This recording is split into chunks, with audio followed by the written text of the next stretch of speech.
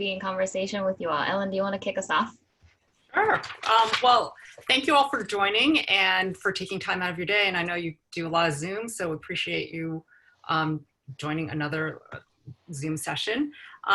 We just wanted to kind of bring everybody together. We'll introduce each of ourselves and talk a little bit about like what are things that you can do as an Asian person to support the Black people in our community. We're both from the tech industry. I've been in tech for over 20 years. I've been in startups and big companies. I was at a VC firm for a while, and now I run a nonprofit called Project Include. We focus on giving everybody a fair chance to succeed, and we use survey data of employees, and we work with CEOs to give real actionable recommendations and solutions to companies that are struggling with diversity and inclusion in their companies. And then also we're trying to push for industry-wide solutions and really have recommendations that we share with the broader community to try to get people to change and implement and improve the whole industry as a whole. Thank you, Ellen. Hi, everyone. I'm Michelle Kim. I'm a co-founder and CEO at Awaken. I use she, her pronouns. And Awaken does a lot of work similar to what Ellen said, working with predominantly tech companies, but also media companies and nonprofits. We are mostly focused on creating compassionate space for uncomfortable conversations to create an environment where we can go deeper than the surface level conversations around DEI. And I identify as a Korean American. I'm an immigrant to this country. I came to this country when I was 13. And I'm also a queer person. And I'm going to be bringing some of those experiences as we have this conversation today. I'm really excited to be here. All right, so we can, do you want to go through the poll? Yes, hold on just a second. I think we're having trouble with the transcription, so I just need to figure this out. One sec. Yeah, so Michelle and I met, I can't even remember, like a few years ago, and we've been in touch. We've never met live, so this is kind of fun. And we have been kind of talking about these issues. We published a piece in Medium, and we've been, and then we thought, well, we should actually have a broader conversation because this piece was, maybe 1,000 words, and we had so much more to say. So we're glad that you all came to join us for our conversation. I hope you'll enjoy it. Okay, I think it's going to be set up shortly. I'm so sorry for folks who were looking for that link, and hopefully we can figure that out in the next few minutes. Okay, so a lot of you actually sent really, really thoughtful questions to us while registering. So I wanted to share a little bit of the questions and topics that were top of mind for you all, because I thought that just reading from the Eventbrite registration and just reading all your questions and topics that you wanted to hear about, I just felt this deep sense of pride and also just feeling gratitude for folks being so earnestly wanting to learn and to be a part of this conversation. And there are a few topics that I just wanted to tease out because it kept recurring, it kept surfacing from all of you. So we hope to be able to address most of these things through this conversation, but in case that we don't, please feel free to use Q&A to ask us questions, and there's an upvote functionality, so you can upvote each other's question so that we can make sure to have time to get through all of that. So the number one question that we kept getting in the registration form is, what is our place in this work around racial justice, and specifically around anti-Black racism and being a part of the Black Lives Matter movement? As Asian Americans and as Asian folks in the US, what is unique about our positionality in the way that we engage with this work, as well as what are some ways that we can do this without feeling like we're overstepping? So there was a lot of sentiment of, I want to do this, but I'm not quite sure how to do this in a way that's thoughtful. We don't want to overstep. And I think there's a lot to unpack there, so we'll get into that. And also there's questions around how is Asian allyship different than white allyship? So there's a lot of conversations around allyship in general, but it seems like it's geared towards white folks. Do we follow the same rules, or do we have a unique perspective or things to think about and consider when it comes to our positionality? So that was by far the most popular request for us to cover. Second one is, what about us? What about Asian people who are hurting, right? There is a huge increase and uptick in anti-Asian hate crimes all over the globe. And there's hateful rhetoric that is continuing from the administration, as well as, in our day-to-day lives that we're witnessing. So I think there's a lot of pain that I just want to acknowledge too, that, Asian folks are experiencing, for some Asian folks for the first time witnessing this level of violence towards our community. So how do we reconcile both fighting for our justice with the fight against anti-Black racism? This also came up quite often. How do we engage our family members who just aren't understanding the context, or there is a lot of anti-Blackness within the family members? I think it's also tough. A lot of you mentioned that your families are immigrants and they've struggled to be in this country as well. So, how do we really engage in that complex context and hold the traumas that our families have had, and also recognize that there is anti-Blackness within our families as well?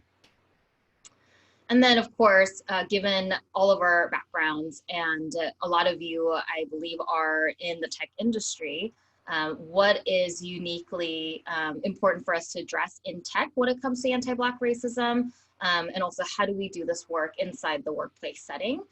So, since both Ellen and I are working closely with a lot of tech companies, there's a lot of lessons that I think we can share. And so we'll ensure that we get into that.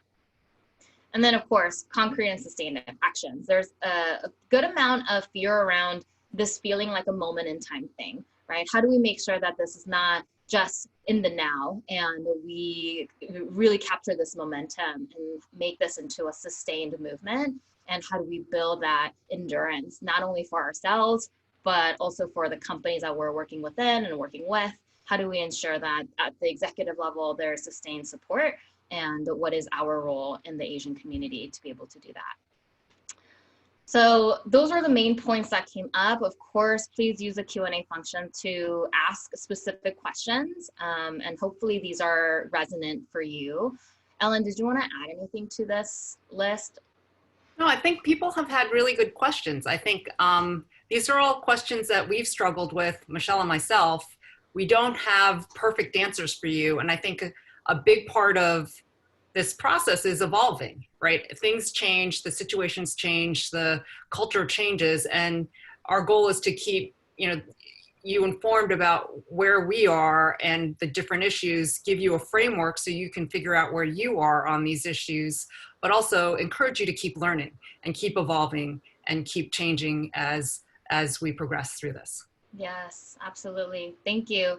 And that reminds me that, this conversation, we started off by really thinking through what is our responsibility to engage our own community, right?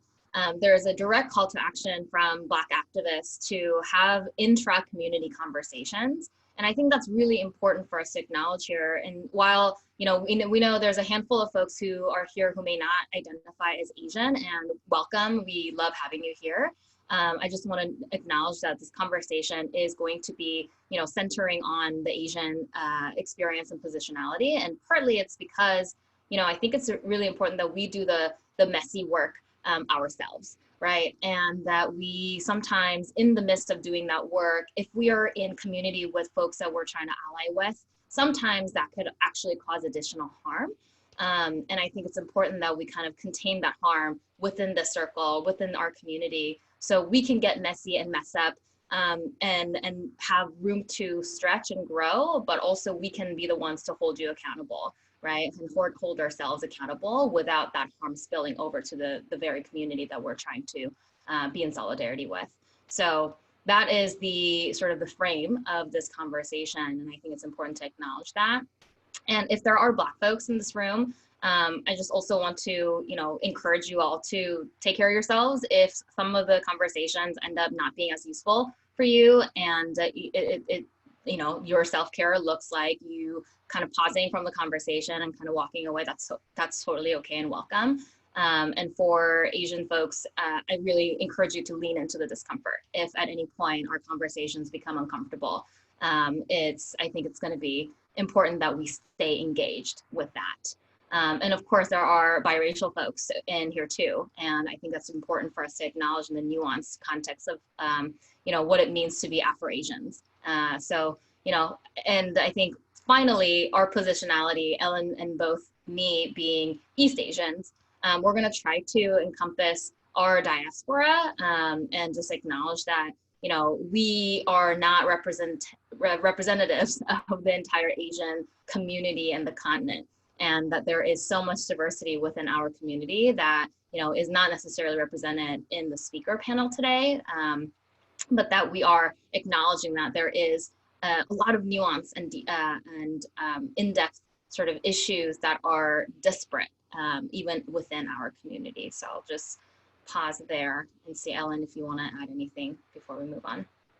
No, I think you did a great job covering it. I think, we're not here to give you one answer or to tell you what the right thing is. And also, I think we have our own perspectives, and we're both East Asian, and that's going to be different than folks from other ethnicities and races. And we want to acknowledge the fact that we have this limited East Asian view, and it's not comprehensive at all, but this is where we come from. And we hope that everybody finds it somewhat helpful, but we know that we're not going to be able to present a comprehensive view of the Asian perspective because there are so many, and we're just speaking from our own narrow experiences. Yeah, thank you. So the way that we've structured our conversation, this is the last slide you're going to see, and then you're going to see our pretty faces after, is that we're going to go through these different level spheres of influence that we have, right? So we're going to start by talking about, so what can we do? Let's start with our personal selves. What can we do at an individual level? And then what can we do interpersonally? And what can we do inside organizations that we may be part of or we may be working with? And then we're gonna open it up for Q&A towards the end, but also we're gonna be checking Q&A this entire time. So don't feel like you have to wait till the Q&A section. And I love that the chat is very active. I'm gonna be reading them, so please keep the comments coming. I thrive off of your acknowledgement and +1s and emojis, so keep that going. So I'm going to stop sharing my screen. Yay. All right, so Ellen, should we dive into the personal? Yeah, I think, a lot of what we are doing is very personal, and it comes from our own experiences. I think we wanted to start a little bit by sharing, like, when we started learning about these issues, how did we start learning about ourselves and our role?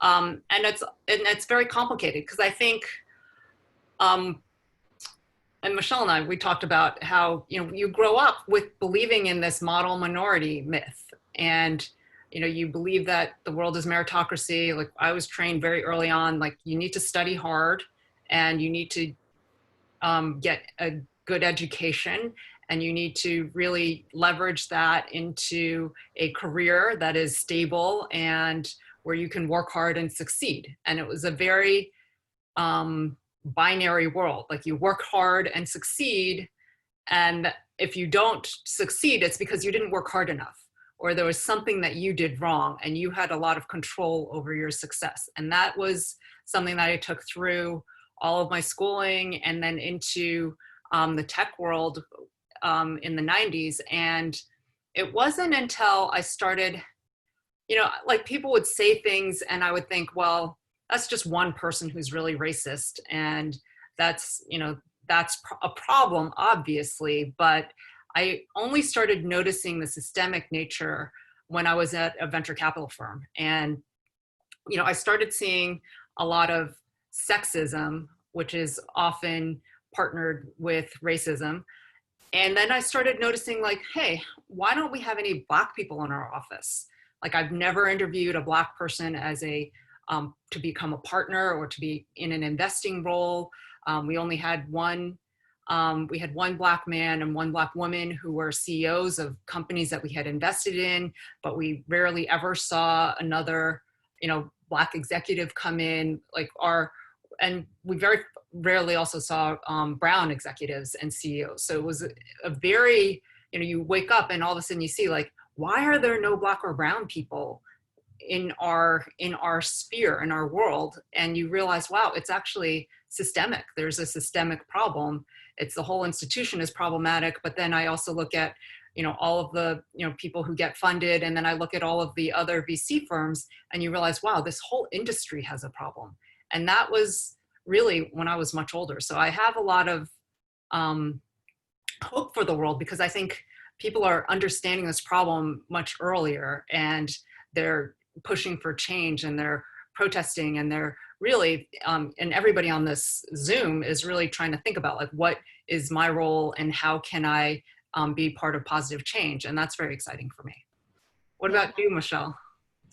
I think I'm still grappling with my Asian identity. I think, it's also interesting because I only recently started introducing myself as a Korean American. And I think there was this dissociation for me in even doing DEI work. I think I was more familiar with Black history in the US than Asian history in the US. And I was more familiar with organizing within the LGBTQ sphere than, I was in the Asian sphere. So when I first moved to this country, that experience of being an immigrant is still really fresh in my memory. And I came here pretty late to compare to folks who were born here. I, spent my young childhood in South Korea. And when I came here, I think that jarring experience of being seen as less than, people making fun of my accent. And I tried really, really, really hard to not be associated with Asian anything. And I don't think I've really fully healed from that trauma or even tried to understand it. Recently I've been thinking about even my name, right? Michelle, like that's not my real name, right? I chose that as a nickname. And then I think how that experience of being marginalized as an immigrant, as an Asian person, also was so intrinsically tied to anti-Black racism, right? And anti-Blackness, and really sort of going back to my childhood of learning about the Black identity and how that was introduced to me through stories and movies, and my perception around that being so, like it's so insidious, right? It's not like, your parents tell you Black people are XYZ. Well, actually, maybe I have heard some, really problematic statements from my families growing up around what it means to be homeless, what it means to be a gang member, what it means to be, watching out for your own safety in certain neighborhoods. I think there are these very subtle messages that you hear that end up being ingrained, that I think my identity as a successful model minority started really early on, because I felt like that is my ticket to survival, right? Like I needed to do well in school to survive. Like I needed to be a certain way to be accepted into the society. And my dad was undocumented for 10 years, and we were low income growing up. And I knew that education was going to save me, and going to college was going to save me. So, looking back, I think those messages that are taught to us around, we can do this by pulling ourselves up by the bootstraps, like the way that our family did, our parents did, and how that actually negates an entire system of oppression that Black folks face, that we are sort of in this, struggle as, the protagonists who are working hard and climbing up the ladder and, not causing trouble. And we are able to do that without the historical context of how we got to be able to do that in the first place. So I don't know, I think I'm grappling with a lot still around my own identity as an Asian person, and how to show up in this particular moment, but always in solidarity with Black folks. But I don't think we can actually do that without understanding ourselves and our roots and our history. I'm curious, what made you decide to start introducing yourself as Korean American? Because I introduce myself as Asian American, or I don't introduce myself at all. And like there's some, you know, complexity because my parents came from China, but then they went to Taiwan, but they weren't native to Taiwan, and then they came to the US, and there's a lot of political, you know, kind of complexity to that. Yeah. And I never identified with Taiwan or China, and it wasn't until I was in college that, you know, people were like, well, which part of, you know, which Taiwan are you from? And it was the first time I realized there was a big difference to some people. And then I just stopped talking about where I was from. And I'm like, I'm Asian American. I'm anything, because I didn't feel a tight tie to that, and people were so and now you're describing yourself as Korean American, and that's new. What caused you to start? I think it's, you know, as I was interrogating my own identity, I wanted to feel closer to my roots. And also I think part of that is, one, acknowledging that there is so much that I don't know about my history. And that makes me sad. Like, I even went to Korean elementary school growing up, and that's where we learned some of the history. But I think as I came here, that education stopped very abruptly. And I think there is so much empowerment that I feel when I think about the history of my country and how we survived, you know, Japanese colonization, and how my ancestors and my grandpa was actually part of the, you know, civil rights movement in South Korea. And I think that gave me a lot of pride and empowerment. But also there's very complicated histories in the US between the Black community and the Korean community as well, right? Not just Asian community at large, but Koreans in particular. When we think about the 1992 LA riots and the murder of Latasha Harlins, who was a 13-year-old Black woman, young Black woman, who was shot by a Korean store owner who thought she had stolen orange juice, and how that was part of the, you know, the series of unfortunate events, including Rodney King, that started the LA riots, and, you know, how there has historically been this pain and trauma that my community, my people caused to Black folks. I think every part of my identity has to be seen through that historical lens so that I can understand my role in all of this. And I don't know, like, I'm still figuring it out. Like, I've actually thought about, should I change my name? Like, should I actually reclaim my Korean name? That's still my legal name, but I haven't had the guts to do it. And I think part of that is, like, I don't really want to deal with people mispronouncing my name every time they try to talk to me or introduce me. And I'm just kind of at a distance with that. So I don't know, I think there's something really beautiful about us acknowledging the specificity of our identities, and how in the Asian American community, I mean, like, what I was really pissed off about in tech was how often when we were doing demographics, people would lump Asians and whites together, right? And I think that does such a disservice to our entire community, because yes, while East Asians are overrepresented, East and South Asians are overrepresented in tech, there is a whole, you know, bunch of Asian folks who are not represented and who are still struggling to break into our industry, right? There is and you talked about Black and brown folks, there are brown Asians, right? Like, there are non-yellow, you know, East Asian Asians out there who get erased. So I think by reclaiming our ethnicity, there could be such rich conversations. And I'm just starting to do that recently. And I feel like I just have so much to learn about not only myself, but every other Asian culture. Yeah, that was a lot. One thing that I did want to talk about was the model minority myth that you brought up, Ellen, because I think that's really an important milestone for every Asian to really understand deeply.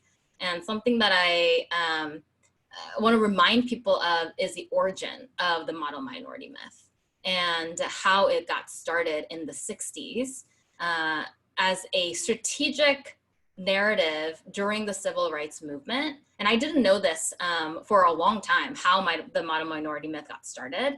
And for folks who may not know about the historical background of it, it was really started to distinguish the Asian Americans, Asian immigrants from the Black Americans at the time and during the 60s, during the civil rights movement. Somehow it was created to distinguish from these are good Asians and these are bad Asians, bad immigrants. These are good immigrants, these are bad immigrants. You know, there was such a juxtaposition between look at these Asians who can work hard on their own and make it versus look at the Black and brown folks who are causing trouble, who are protesting, who are damaging property, and this sort of narrative of, you know, look at the Asians to model yourselves after. And that actually did so much damage to our community in terms of not only, you know, erasing an entire sort of group of Asians who were struggling and who continue to struggle, because we, you know, among the Asian community right now, there is the biggest wealth gap amongst Asian Americans in the US. And I think that story doesn't get told enough, right? And there are Asian undocumented folks, there are Asian folks who are in poverty that we don't often pay attention to because of this model minority myth, and that it was actually birthed in order to perpetuate anti-Blackness. And that model minority myth doesn't exist without anti-Blackness. And I think that's what makes our struggle so unique in this, because we have benefited in some ways by anti-Blackness, and also because we have perpetuated anti-Blackness with this myth as well. And I think so many folks still have this internalized beliefs around model minority myth, how we need to be a certain way, we can't cause trouble in the workplace, we can't speak up about this. And we see that in the comments that we got from the surveys. And I think part of understanding our actions, how do we do this? How do we do this at a personal level, is actually understanding history, understanding where we fit in, understanding why model minority myth was started, and how does that actually perpetuate continually anti-Blackness, I think is such an important first step. I think part of it that was really important was this idea of assimilation, right? So there's, you know, you have to give up the cultural differences, you have to give up all of your, you know, all of the things that are tied to your identity in order to succeed. And I remember when my older sister went to kindergarten, she only spoke Chinese. Like, my parents were from China and they spoke to us in Chinese, and the kindergarten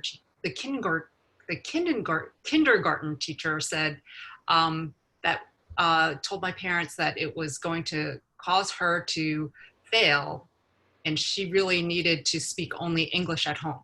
So my parents switched from speaking only Chinese to only English at home. And that became part of the whole assimilation process, right? Then it's like, you have to wear the clothes that everybody else is wearing, and you have to, you know, do the same things. And it was a very, very insidious, right? It starts with the language, and then it's, you know, what clothes are proper. Like, my sister wasn't allowed to wear pants. She had to wear dresses at that time. It was very strange. By the time I was there, you know, I came 2 years later, we were allowed to wear pants, but there were just, you know, there's just like a very rigid way of doing things, and Asians were expected to conform, and then they would be accepted. And part of that is also, you know, just, you know, like, differences were not welcome, and it could then, you know, then you could freeze out other groups. And if you were conforming and you were assimilating, then you wouldn't be one of the groups frozen out. So then again, it's fracturing all of the different groups and kind of trying to push everybody towards this white supremacist model. Yeah, absolutely. And I think your point about people you know, the assimilation, it's like assimilation to meet the white supremacist standards, right? Like when I say white supremacist, I'm not talking about the Nazis and the KKKs. I just want to make sure that that's really clear for folks that white supremacist beliefs, white supremacy beliefs is rooted in white being the default and the superior way of doing things, right?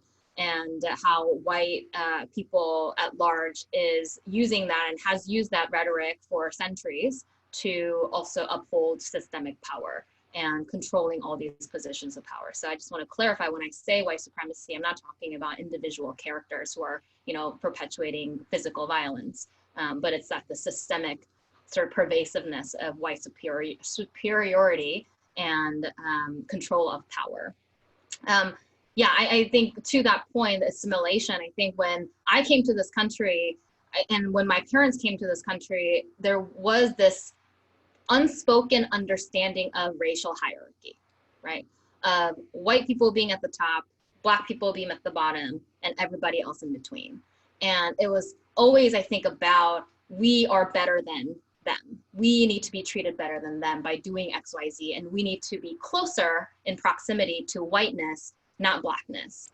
And I think that message gets internalized and expressed in so many different ways that we do things, even when it comes to, you know, people looking for neighborhoods to live in, or people looking for school districts, and how we understand what is the better way of being and how to be successful. Because as soon as we become closer in proximity to the oppressed groups of people, then we are further away from what is considered the successful model and how we can be successful too. So I think there's a lot of tension when we think about ourselves, who we are trying to be in support of and who we're who are trying to be more like, right? And I think there's a lot of conversations around Asians and the proximity to whiteness and how there's this false belief that if we are closer to that, we're going to be more successful, but also this important reminder that we will never be white and we will never be as accepted and as successful as white people if we don't actually dismantle the white supremacy systems that also suppress and oppress us. And I think it's important for us to somehow really understand how our struggle is tied to Black people's struggles. And I think that's a personal and ongoing journey that I'm constantly having to remind myself to understand and learn more about deeply. Yeah, it's challenging. Yeah, and I think like part of dismantling the system means you can have more of a real, true meritocracy. And you see that, you know, in all systems, if you allow some of the exclusion, it continues and it festers. And that's why you end up with the bamboo ceiling. Like, Asians are allowed to get to a certain level, but then they're not perceived to be, you know, have the characteristics needed to be a CEO or to be, you know, a true leader or to be a VP or an executive. And that's always limiting until you take apart all of the racist ideas that come along with the model minority, with all of the white supremacist ideas that are that are infecting the system. Yeah, absolutely. Yeah, the bamboo ceiling, I think, is a newer term for folks. I think we've heard of the glass ceiling, and I think some folks may not be familiar with the term. Do you have specific examples that you have experienced perhaps in tech, seen or experienced yourself? I mean, I've talked to a couple of CEOs who are Asian who felt like they never connected with their boards. I never felt connected with my board at Reddit, where, you know, things were happening outside the board meetings that you weren't a part of. And there was this kind of, there wasn't like a full trust in you, and there wasn't a full kind of support. And when push came to shove, like, you weren't supported. And I've seen like CEOs hit the CEO level and then get pushed out, or founders, you know, they never quite make it to CEO. And that, I feel like, is part of this whole idea of like, Asians being good workers and being dedicated and being subservient, but not being leaders and not, being too quiet. All of these stereotypes kind of play into being good early employees, but not leaders. And there is research, and I'm sorry I can't, I don't have it off the tip of my head, but tip of my tongue, that show that, Asians get hired at higher rates, which is where a lot of resentment comes in, because we are, overrepresented at the more junior levels. But then when you look at promotion levels, we are the least promoted, the less than any other group. And that, that's us hitting the bamboo ceiling, and that's, problematic. That somebody just commented that it's the Sen Foundation, and I think they may have coined the term bamboo ceiling, but they have some great research. I think they've done 2 reports on it. Yeah, I mean, I feel like there's also this interesting stereotyping in the industry around what Asians do, right? Like there's a lot of Asian folks in the engineering department or data analysis kind of work, and they are the least likely to be promoted into leadership positions. And I myself have heard, feedback from my tech days as an employee, people telling me to be not aggressive and to be to smile more. And there's also, I've been told that. And see, I'm smiling now.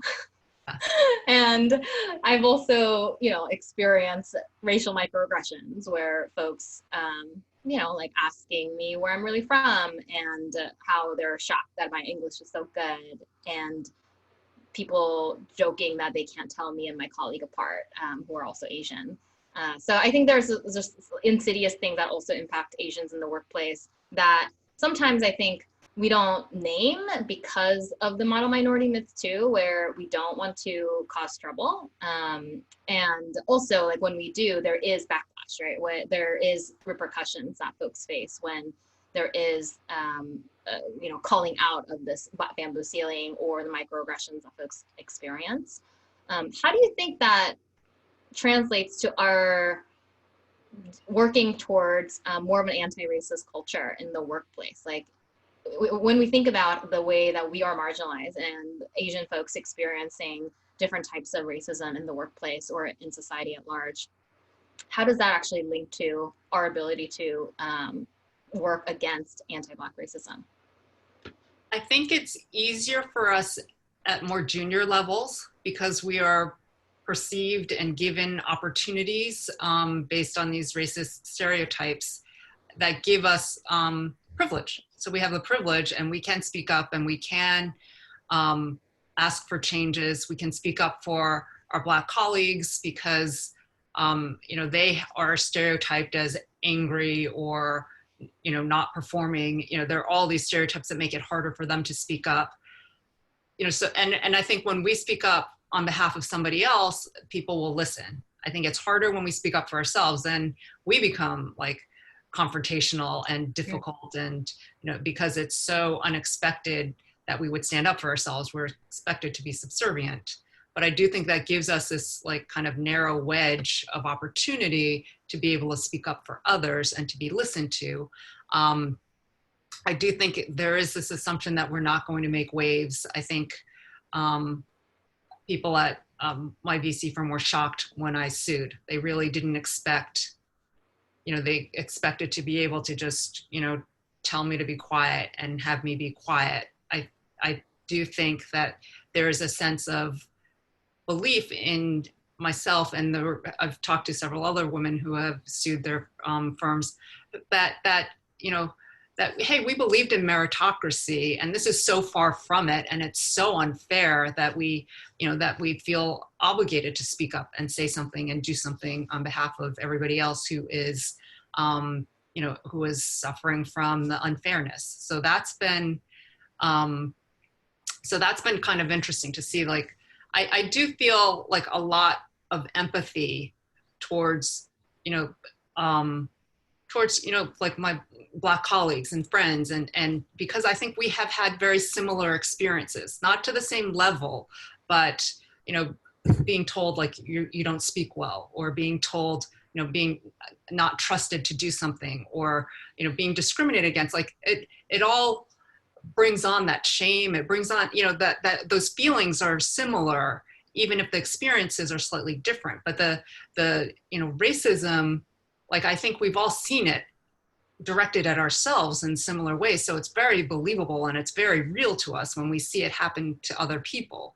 And I think that connection is really strong, and hopefully we can, push through by speaking up for others, by, like, we see it and it's real and it's happened to us. So we should be able to articulate it and help support our colleagues by speaking up because of our privilege, allowing us to be listened to. Yeah. Yeah. I think I think the empathy piece around understanding each other's struggles is really important, and understanding how, in what ways is it similar, and in what ways are they also vastly different, right? I think that's also super key in naming that. And in my experience, what I've, and also looking at studies that show the negative repercussions and how much more severe it can be for Black folks in the workplace.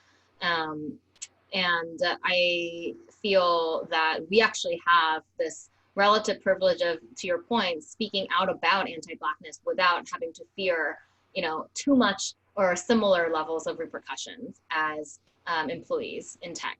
And I think even if we were to face negative repercussions as a result of that, our likelihood of being able to get another job is so much higher in a short amount of time. So I think understanding really the levers, understanding how much can we actually push using our positionality as Asians in the workplace, I think is really important for us to actually own and claim and to exercise.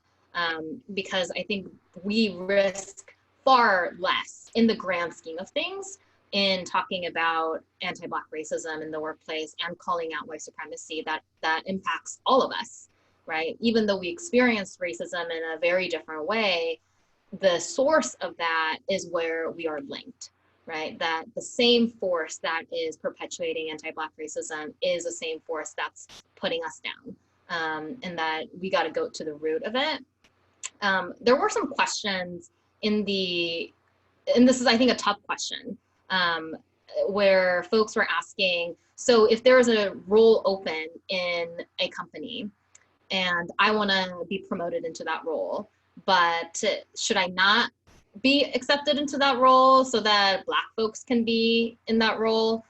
If I'm in a leadership position, what does it look like for us to have better representation of Black folks when it's majority white and Asian? Like, as Asian people, are we supposed to step down to make room for Black folks?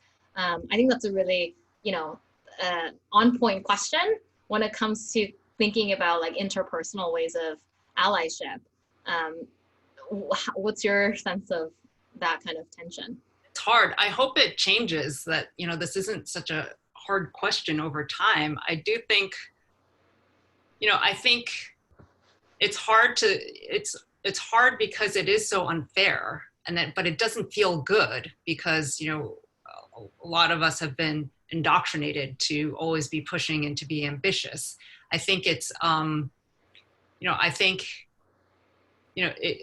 it is good to highlight your Black colleague and make sure that they're in the running, and to, assess, like, what are the opportunities for you? Are there other opportunities where you could get promoted where this person might not be promoted, right? Like, how many opportunities are there, and where can you fit in? Somebody just asked, is it zero sum? It does feel a little zero sum, and I don't think it is, but I also don't think the system is going to promote both of you. So you really have to figure out, like, what are your boundaries, and what do you feel comfortable doing, and where do your ethical lines lie? I do think if you really think this other candidate is much better than you, then maybe it does make sense to step back, right? Mm-hmm. Because then if you're getting promoted, that is racist, and you don't have to participate in that system. Yeah. but it's hard. It is hard. I mean, that's a very hard personal sacrifice. I don't know that many people who would do it, but I hope that they will. Like, I hope that people step back and they look at the system and they really think, I don't want to benefit from the system because that's contributing. And it's, and even if I'm not proactively putting that person down, that is the result of my actions, and it doesn't feel good and it's not right. Yeah. I think Javier wrote the systems, where did it go? The white supremacy in action, pitting people of color against each other to fight for that role, when at the end of the day, they are primarily the decision makers. Absolutely. I think, the fact that we have to have this dilemma, I think we need to sort of look at the broader issue and the bigger issue of why is this problem being presented in such a zero-sum way? Like, why is this the only answer for one of us to have to give up our power? And who are the folks in decision-making positions? And who are the people who decided that there could only be one or two people in this particular position and that we have to fight for it? While, 90% of leadership roles in tech are occupied by white and East Asian folks, right? I think it's important, and mostly white folks. And I think it's important that we kind of train ourselves to always think about the larger problem and to not fall into this dichotomy or a zero-sum game of, if I win, you lose, or if you win, I lose. I think that's a really sort of a scarcity mindset that by design, white supremacy wants us to think about. And I think we have an obligation to think about what it means for us to make more room and to be proactive in creating that sort of, equitable structures so that everybody can rise. And when it comes to, sort of the practical ways that we can do that, I think, in the workplace, there are ways that you can speak up to really examine the way that we are doing performance reviews, the way that we are having concrete criteria that we can actually objectively evaluate someone's performance, that it's not just on a, preferential or, personal interpretation basis, which I think is still common in tech, especially smaller tech companies who pride themselves in kind of just moving fast without process and organically growing and growing really fast at all costs. I think there's so many opportunities where we can say, pause, because this is going to actually end up harming us too, right? So let's actually put in the time and investment up front to build equitable structures that can benefit all marginalized people. Yeah, and I think it can be very simple. It's just saying, like, hey, I don't think we have a good pool of candidates. I remember when I joined Reddit, I wasn't CEO when I started, and we were hiring engineers from a Reddit subreddit, the Our Job subreddit, and our candidates were almost all white men. I mean, it was just literally hundreds of them. And maybe, I think that we had 600 applications and maybe 100 were women. And the rest were almost all white men, some Asian men. And, and I was just like, wow, this doesn't seem right. And then as we went through the process, it was like 25 people and were called. And I think one was a woman. And then when we brought people in, there were 4. I think there were almost all white men who came in to actually do the coding exercise and meet people. And I was just like, hey, like, how did this happen?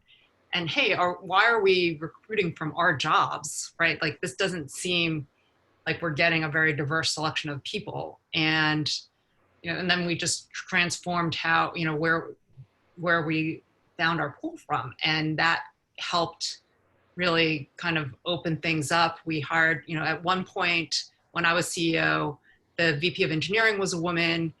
She had a woman manager on her team who was managing a woman. So there were like 4 levels down into engineering, all women, which was like the first time I had seen that. And, that was just like, let's open up where we're recruiting from and let's bring in some people who don't look like everybody else. And then let's get into their network. So it's, it can just be like pointing out like the obvious, like, hey, this doesn't make sense. And often people won't often like, you're in the system for so long, people don't realize how biased or, the outcomes are and how biased the whole process is. And if you can call attention to it, it can cause people to kind of take a step back and think about it. And I do think now, this was, 7 years ago, I do think now people are more aware that, wow, this is actually a bad thing. It's going to hurt my company. It's going to hurt my team. And I need to really address it. I can't just step back and ignore it and hope that, Ellen goes away with her annoying like suggestions. Yeah. I think the hiring piece, to your point, so much of it still happens based on referrals, based on, past experiences. And I think we got to be real about who are we actually trying to look for. Sometimes when we do, inclusive hiring conversations or workshops, there's a significant sort of miss where people, when they're writing job descriptions, there's a very specific profile that people are thinking about when they're writing it. And they often include things like X number of years of experience in a fast growing tech startup, or somebody who has had previous roles that are XYZ, rather than really screening for the actual skill set that people have that could contribute to the role, but rather looking for some a very sort of prescribed background or role that folks have had that could actually hinder a lot of Black and brown folks who have not yet been given those opportunities to begin with, to then have to justify in order to even be considered in the screening stage. So I think when we can look at all the different small ways in which we are, by design, creating these barriers for folks to enter into the race, I think we could open up the door a lot more wider. But I think it's that I don't see folks paying attention to these minute level details of processes and policies and structures that are so embedded. And I think that's a good place to start with if folks are thinking about, okay, what can we do in the workplace? Look at all the different processes and how biases are embedded and institutionalized in such a way that that's going to continue to exclude especially Black folks, especially Latinx folks who are so underrepresented. Yeah. And we haven't even gotten into intersectionality and how Black and brown women and non-binary people are at an even greater disadvantage. Right, right. In the workplace, we also had a lot of questions from folks about how to engage the executives who are often white, and how to get them to actually commit to doing something beyond this momentary, bandwagon marketing type of thing. How do we ensure that we're engaging execs? I know you work with a lot of CEOs, so I wonder if you have any suggestions on that. Yeah, I think a big part of it is, like I saw on the thing, like, hey, get out of the company if it's not working. It is up to like the CEO and sometimes the founders to determine what the culture is going to be. And there's a lot that you can do to call attention to problems, but if the problems are actually going to get fixed, the CEO needs to, put his or her their prioritization on it, and they need to make sure that people are being held accountable to change. And that means, you may end up at a place where the CEO doesn't care and the wrong decisions are going to be made. The person who is racist continues to get promoted because, they're good at coding and people feel like they can't ship product without this person. And so there isn't the prioritization to tie better behavior with, with the culture. It's more focused on short-term results and not the long-term health of the organization. And that, and that's you can't solve that from the junior employee level. I think the piece that is helpful is when the CEO actually does care, and when they have actually a team of people who care,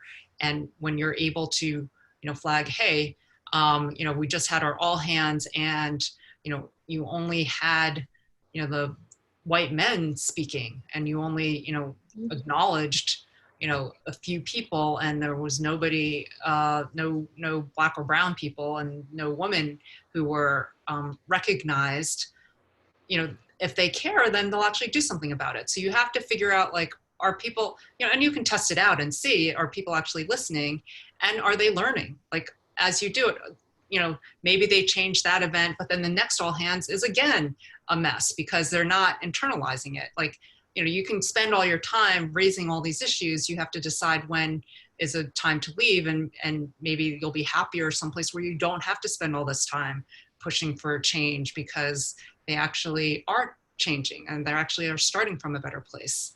I think, you have to figure out where you want to spend your time and energy. Mm-hmm. Yeah, I think there's a drastic difference between companies where the leaders are actually committed genuinely versus folks are kind of reactively reacting to situations as they come. And I agree that it's really hard to change the direction of the overall company's level of commitment and prioritization of DEI from a position of, being an individual contributor or not being at the CEO C-suite level. And I think we've also seen some really incredible grassroots activism in tech that I'm really hopeful about, that we need, if we can build coalitions. So I think there's also questions around ERGs, right? How Asian ERGs can be leveraged in this moment to help build coalition with the Black ERGs or other, employee resource groups to build power in a way that could push the boundaries. And knowing that if at the end of the day, the execs are not bought in, if they don't care, that it's going to be an uphill battle for sure, as we see in so many tech companies nowadays. Yeah. Mm-hmm. We have a lot of questions that were submitted by our attendees. But before I go to that, I forgot we haven't shared the survey results to show folks who they are. So as we sort of anticipated, we see that there are a lot of East Asian folks on this call. 64% of you all are East Asians. And we have 24% Southeast Asians, which is awesome. And 7% South Asian, 7% multiracial, and we have a number of Black folks and Latinx and white folks. I think it's interesting to talk about the role in tech because, again, we see that majority of people who are part of this conversation are individual contributors. I wish that we were seeing a lot more, investors, founders, and executive leaders present, but I think, we gotta also understand how we can build power at the grassroots level and seek out those leaders who are able to make meaningful change. Have you read a book on anti-racism in the past 2 months? Some of you said yes, some of you said no. Maybe we can actually give some book recommendations towards the end. Have you reflected and taken steps to address your own anti-Blackness along the way? 97% of you said yes, that is awesome. Have you initiated a conversation about anti-Black racism with your family members, friends, or coworkers? And 93% of you said yes. I wonder how that went too, because I think that's a whole nother conversation that I love to get into in the Q&A section. And have you pushed your company to take specific actions to combat anti-Black racism? Yes, 74% and 26% said no. Awesome. All right, so before we get into the Q&A, are there things that you feel we need to talk about in terms of the context of the workplace that you want to plug in? What we can do at an organizational level. We talked about engaging our executives. We talked about hiring processes. We talked about examining your promotional structures. Any other insights that you want to? I do think, like, at this point in time, worker organization has been so much more powerful than it has been, even 2 years ago, right? Workers are organizing at these big tech companies and they're making a difference. They're getting people to change policies. And I, as an employee, did not join ERGs. I was not active as an Asian person. I was very much like heads down, trying to get stuff done, not seeing the value. And now, like, looking back 20 years later, I think being part of ERGs, hearing other people's stories, like trying to coordinate with other ERGs and to unify your efforts can be very effective. And I've seen, it's one thing that we recommend at Project Include, like if you're having, we run surveys, so we look at like what different groups are dissatisfied with, and if there's one group that's much more dissatisfied than every other group, then we recommend a listening session, like go and listen and learn from the ERG, because that's the group that is open to hopefully sharing their views and pushing for change. So I do think ERGs can be effective. Obviously, it depends on the company, it depends on the people on that organization, but I think like companies are listening more. They're more cognizant of the fact that employees have more power than they have in the past. I think with COVID, it's a little bit different. People are often more afraid of losing their jobs in this environment, but that hasn't stopped company employees at a lot of companies from continuing to organize, continuing to push and pressure. And I do think there is a greater feeling of right and wrong that is causing people to organize and causing people to push for change. And that can be very effective in this time. Yeah, I do feel like right now there is a difference in how companies are trying to do this work, I think. And something that I've been telling folks is that I think it's important for us to recognize that we have a very finite window of time, in my opinion, an opportunity for us to really push. And what does that look like is ensuring that the conversation doesn't yet again get co-opted and diluted. And I've been calling for folks to speak to anti-Black racism specifically, that we're not just talking about unconscious bias right now. We're actually talking about very sort of specific ways in which anti-Blackness shows up in the workplace and in society at large, and use those words, right? Use the words like anti-Blackness, anti-Black racism, systemic racism, white supremacy. These are words that I think we often don't hear in the workplace, that we are familiar with words like unconscious bias or implicit bias training, or diversity and inclusion and belonging. And right now, for the time being, I really want to encourage all of us to use more specific targeted words, because if we're not actually pointing out the real problem, I think it's so easy for folks to, show up in this moment with another set of diluted solutions. So that's something that I would love for folks to take away and think about. And there's a lot of questions around, how do we show up for Black folks as Asians? And I think we covered a lot of ground right today around understanding our own positionality and personal history, as well as this history of our community. And I think acknowledging our harm that we have caused the Black community. And I think that needs to translate into the workplace, and that don't just show up to the Black ERG meeting and say, hey, we're here to help, right? I think we got to do some homework before we do that. And also studying, it's been really empowering for me to understand the historical solidarity building movements and the coalitions that have happened amongst Black and Asian communities, right? Whether it was a Filipinx community in the United Farm Workers movement, where labor rights movement really sort of got cemented because of the coalition between Latinx communities and Filipinx community and the Black communities, philosophical foundational support around that. To, we talked about this in our statement, Yuri Kochiyama and Grace Lee Boggs, around the sort of really supporting the Black liberation movement. I think if we look to history, there are moments and there are such incredible solidarity and coalitions that have happened that we don't know about, that we feel like we don't have anything to model after, or that we feel like we've been characterized somehow as being, apolitical. And I think part of our identity being reshaped and retold as activists, as people who are politicized, because we have always been there. I think that's a really important call out too, that, we're not just a good worker. We're not just a good worker by staying silent when injustices happen, that historically our people and so many different Asian diaspora has shown up against oppression in so many different powerful, loud, troublemaking type of ways, that we need to embrace that and have that be a part of a much more pronounced identity of Asian Americans. and not just the model minority sort of caricature that white supremacy has painted for ourselves. I think one big question that I'm looking at the Q&A now, and there are a couple of ones that have been upvoted. So folks, please go through and upvote so that we can utilize our time wisely.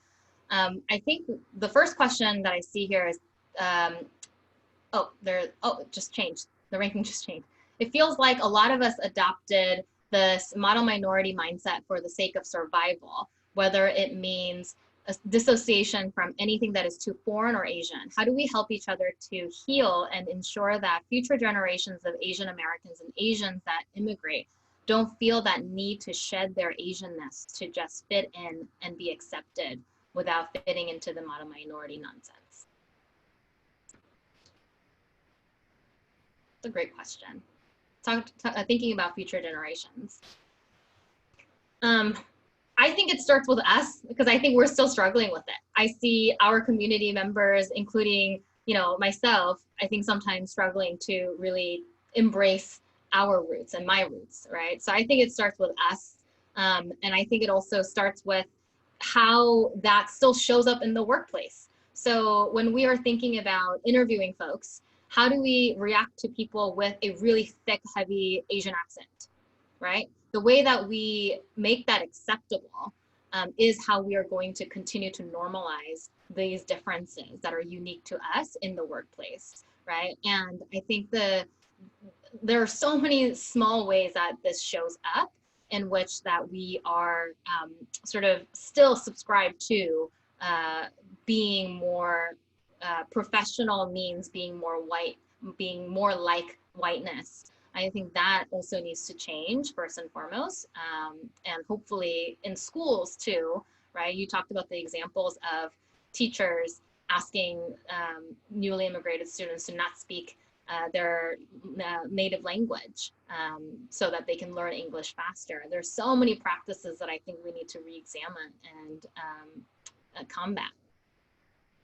I do think it is changing. I think like my parents are not pushing me not to teach Chinese to my daughter, right? Like it's a different, I wish my Chinese were good enough to teach her, but it is like I think people are now more aware that that was a kind of ignorant piece of advice. And there is more, you see more in media, you're seeing, actresses like Sandra Oh take on leading roles. It's become less othered.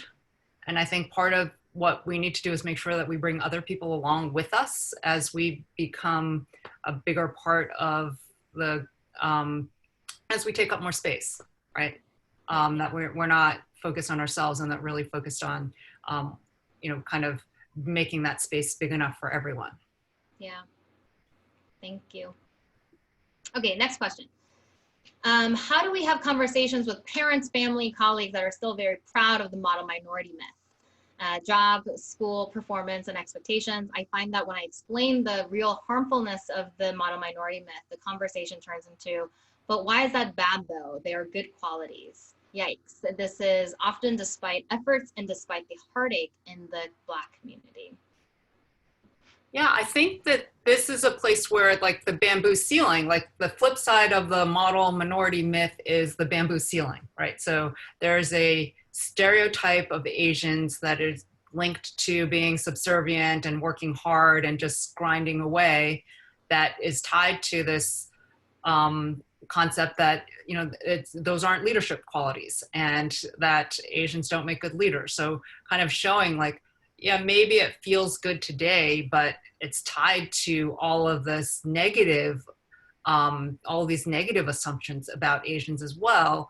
And that isn't good for anybody. And this idea that you should decide things based on a stereotype, then, like, hopefully then you take the next step and say stereotypes aren't good. Like, do you think that I should never be a leader? Like, this is what's happening at a different level to Black and brown people. And, you look at all the assumptions that, that you see in real life being made, and you look at all the numbers and, you give them the data and you show them the examples. And I think it's not something that changes with one conversation, but it's kind of the, pushing them to look at the news differently, pushing them to start to pay attention. And over time, as they see more and more examples, hopefully it will really sink in. Yeah, I love that, there's a limit to model minority myth pushing us, right? And then there's this inherent, I think, tension, which is coming from the fact that we do sometimes benefit from that rhetoric, and that we are able to get these jobs, that we're able to sort of point to successful Asians and say, look, they did it, so why can't other racial minorities do that? And I think there's this, the person wrote, people are still very proud of the model minority myth. And I think I see that in my parent generation, where, we came here and worked super hard and we pulled ourselves up by the bootstraps to make it here. So why can't other people, and why can't we be proud of that? And I think there's this missing context again on if we were actually able to pull ourselves up by the bootstrap. If we say, okay, let's just pretend that that is true, right? That we had no assistance whatsoever while we were fighting to make it in this country. But let's actually also look at what came before that even allowed us to be in the struggle. And I think that's something that we don't talk about enough, is that the reason why we were able to come to this country in the first place, and the vast majority of Asians in the US are here after the Civil Rights Act, after the Immigration Act of 1964 passed, where people, because of the civil rights movement led by Black activists, allowed us to be able to immigrate and to have equal opportunities to get jobs, equal opportunities to get an education in desegregated schools. I think we need to be able to educate our friends and family about the fact that we didn't just come here without having benefited from the labor of Black people, right? And that our struggle is inherently different. Yes, we struggle as immigrants, and that's absolutely valid. And I think we need to keep acknowledging that for our parents, because there's trauma there, and that immigrant experience is not an easy one. And I saw that firsthand as a daughter of an undocumented immigrant. And it's vastly different than how Black folks were brought to this country by force, enslaved, right? Like that is a completely different sort of, way of looking at our roots, and the sort of the foundation that we had is so different than, and far less systemic institutional, oppression that our community has faced compared to Black folks. And I think that reminder is so important.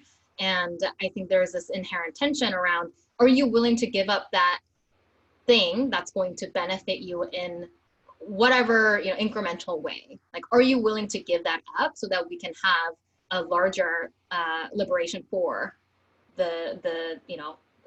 not only us, but other marginalized people too? And I think fundamentally it just comes down to that. Like, are you willing to give that up? Are you willing to give up that privilege that you have in order to do what the right thing is? And if you're not, I think there's a bigger problem, a bigger issue that we need to go deep down. But this conversation that people have with families has been so difficult, because I think people feel super attached to, rightfully so, their own experiences of trauma and marginalization.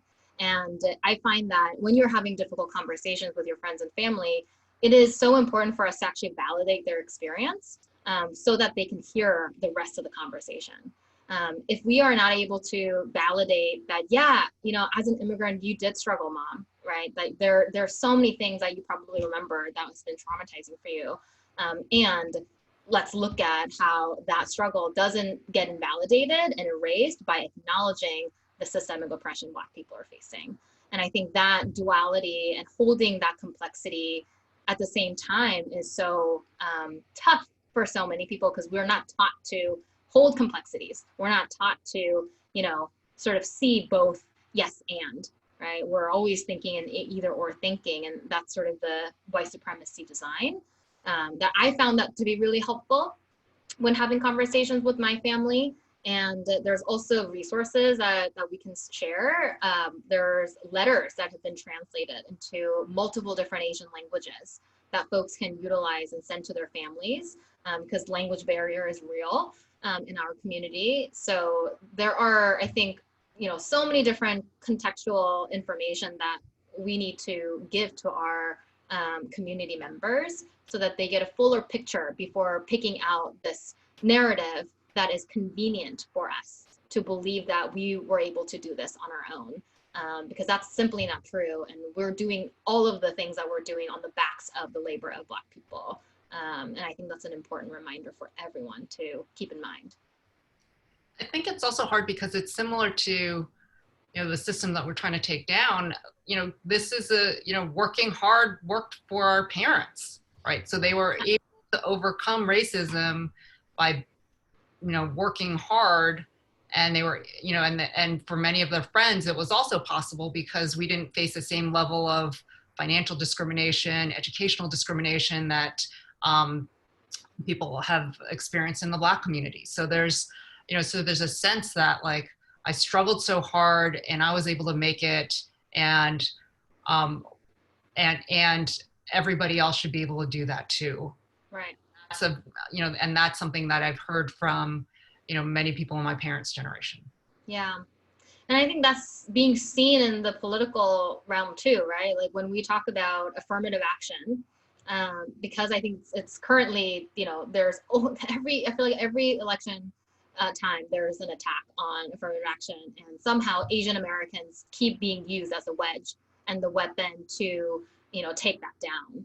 And it's really disheartening to see sort of the radical right-wing folks in the Asian American community being picked out by white politicians who want to take that down, to use, our community as the weapon of choice to attack these systems that are built to benefit all of us. And I think there's that inherent belief around, we did it and we can do it, so other people should be able to do it too, which, again, like historically is not accurate depiction of how we should be thinking about our success and some of our success, right? Because we can't forget that there are many, many Asian people who are not benefiting from the model minority myth. And then, somebody also just, the other day I watched a talk that talked about actually Black folks did pull themselves up by the bootstrap many, many times. We think about the Black Wall Street and Rosewood and Tulsa, and historically how there have been thriving Black communities and entrepreneurs, and every time they were destroyed by white supremacists and white people who wouldn't let it happen, right? So I think it's important for us to keep reminding our families that we need to actually look at the broader systemic issues in the history and why we were able to get as much as we get and get as far as we did is not because we worked hard and that's the only reason. It's also because we didn't face some of the challenges that Black people face. Yeah, and the reason why Black people aren't successful isn't because they're not working hard. Right. That they face so many more obstacles on so many more different levels than we face. Yeah, absolutely. Next question. Thank you for touching on the diversity within the Asian community. In your opinion, is it harmful or helpful to bring awareness and visibility to each Asian community, Southeast, API Southeast, etc., in an organization? Is it introducing more labels? Does it open holes for a divide or open up room for solidarity? Oh, this is a complicated one, because I do think it's important that everybody have their own identities. And I do see that certain Asian subgroups are doing better than other Asian subgroups. I think the East Asian community is probably benefiting the most in the tech industry, and the Southeast community is not. Like you see the numbers, and a lot of the lower paying, more hourly jobs, it's more populated with Southeast Asian workers. So I think it's important that we as an Asian community understand that. I think I'm kind of struggling. I'm like, wow, it's so hard, I think, for other people to understand it. How do we do that? And I'm not quite sure. Like, I think it's important. I think people need to understand it. I think people need to understand colorism. I think, there's so many issues. I do, and I think people are at different levels of ability to understand it. So I don't think there's like one answer for everyone. I think you have to figure out where is the person that you're trying to communicate this to, and and then dial it in from there. But I think it's important for people to understand, like, there's not one Asian viewpoint, and there's not one Asian perspective, and it's going to vary by sub-Asian community, but it's also going to vary by individual. Yeah. I think it depends on the context too. I think having conversations around the fact that Asian American is not a monolithic group, and that we should, try our best to disaggregate the data when we're looking at demographics so that we can be specific about the underrepresentation we're solving for, I think is important, because as we, see DEI practitioners struggling to really think about how to show up for marginalized Asian communities, right? And, when we look at stats like Asian Americans make up 5.6% of the US population, and yet inside vast majority of tech companies we're over 20%. But if we disaggregate that number, we're going to see that there's underrepresentation of Southeast Asians and, Native Hawaiians and Pacific Islanders, right? So I think if we wanted to truly, advance equity and inclusion for all, I think we would be doing disservice for not disaggregating the data of Asian Americans. I think when we are able to sort of solidify, because that umbrella term is a politicized term, right? Asian American as a term was created to politicize or all of us together to mobilize. I think there is utility for that too. Like right now, we are having this conversation as Asian Americans, and we're addressing all the nuances inside our communities too, but then as a coalition, we can do some powerful things. So I think there's utility in doing both. And you mentioned colorism, and I think that's one question that, was posed, I think, in the comments at one point, that I've gotten a lot of hate mails and comments for talking about in one of my recent articles about anti-Black racism within the Asian community. So I just want to take this time to talk about it because colorism, I've gotten a lot of sort of angry comments from Asian folks saying colorism has nothing to do with anti-Blackness. It has to do with, classism in Asia. This is not about us being anti-Black. It's actually just about our skin color being tied to perceptions of class. And that's the root of it, not anti-Black racism. And also comments around like, what's wrong with us wanting beautiful skin? And, I'm, as a Korean person, with a skincare routine, I think we need to differentiate between having beautiful skin, clean skin with our aesthetical preference for whiter, brighter skin, right? I think one thing that I want to just remind folks, regardless of the origin of colorism, which I think has definitely roots in anti-Blackness. So if we actually look at the colonial history of different Asian countries, there is roots of anti-Blackness that comes with that. And there are, in countries that may not have been true, of course, there's roots also with classism of people who are working in the farms being darker, being considered less than people who were lighter skinned. But I think it's important for us to interrogate how that shows up continually and in ways that is expressed. Not just the roots of it, but the way that colorism gets expressed and how that can continue to perpetuate anti-Black racism. I think also an important thing to think about. Yeah, and it might be very insidious. Like I just remember growing up and one of my grandmothers would say, "Oh, your skin is so pale. It's so beautiful," right? Not like your sisters, right? So it's also driving a wedge between me and my sisters, but it's also like, it was like from a very young age, she would like indoctrinate me that my paler skin was, a huge asset and made me better in some way than, people who had darker skin. Like very, just very drummed into my head from an early age. Yeah, totally. I mean, there are still products that are whitening creams, right, in Asian countries.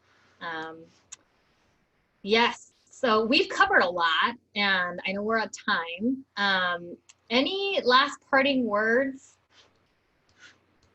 I think that it's just like, when you think about how hard it is to have these conversations and how hard it is to do the work that you need to do, to realize like our Black community members have been doing it for their whole lives, and it's much harder for them.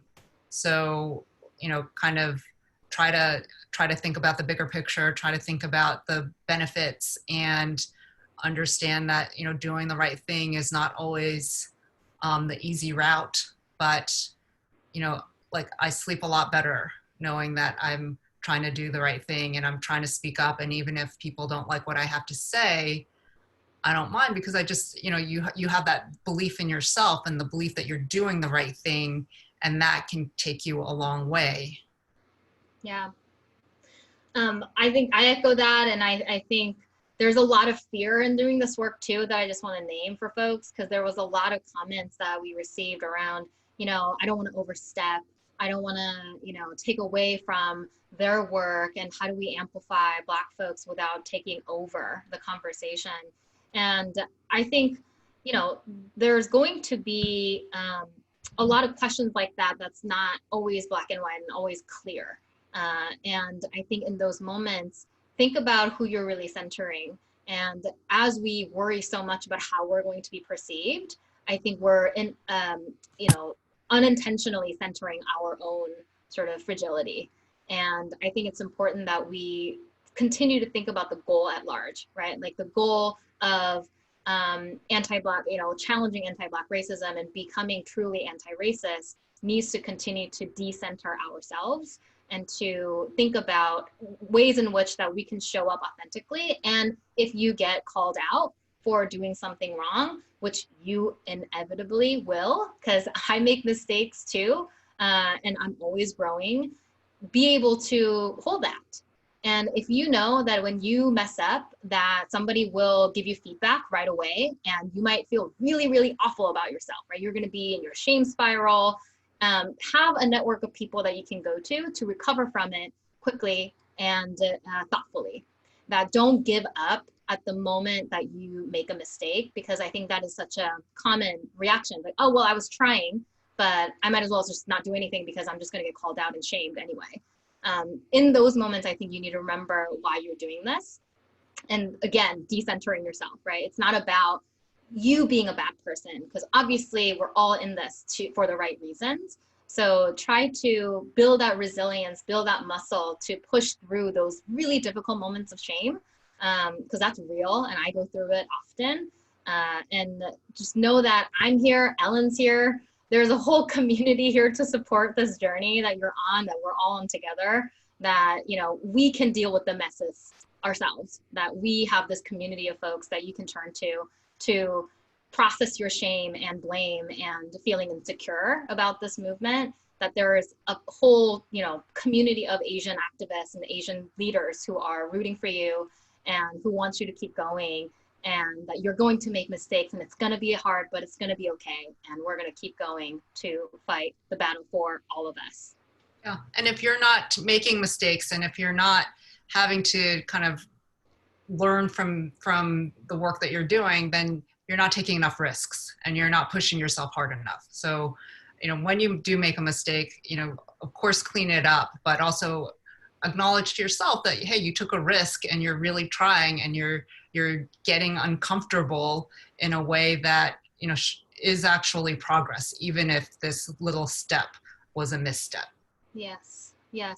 One article that I'm going to plug is by Mia Mingus, who is a racial justice activist, disability justice activist, who is a thought leader in transformative justice, who talks about accountability practices. So what you can do when you cause harm. I think I read that like every month, I feel like, to reground myself. And we are going to send you a list of resources that we have gathered. So organizations you should support from both, Asian coalition perspective, but also advancing Black Lives Matter. So we'll give you that list of resources in a follow-up email with the recording link.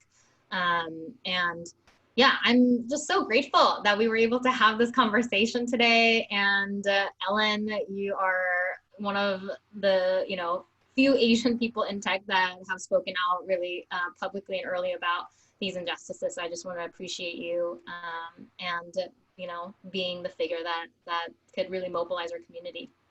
Well, I appreciate you. I've learned so much from our conversation today and from all the conversations we've had in the past and all the work that we did to prepare for this. I'm continuing to learn from you, and I look forward to doing that in the future. I hope everybody takes from this conversation one action that they want to do and holds themselves accountable by putting it on their calendar and putting some kind of check-in in a week or a month to make sure that it actually gets done. I think our goal is to get people activated and to do the work and to push ahead and to make mistakes and not feel overwhelmed. Yeah. Yes. Commit to something, and you can share it in the chat if you have already an action item that you want to commit to. And studies have shown that if you speak it out loud, then you're more likely to achieve it. Yeah. All right. Well, thank you, everybody. I know there's a lot of desire to stay in touch. You can follow either of us on Twitter and LinkedIn, and I'm pretty active on LinkedIn, and I'm in conversation with so many folks on LinkedIn, just having conversations, so you can do that. And we're also going to figure out if there's a way for us to stay connected as a broader community, if we're going to have another conversation or other events and things like that.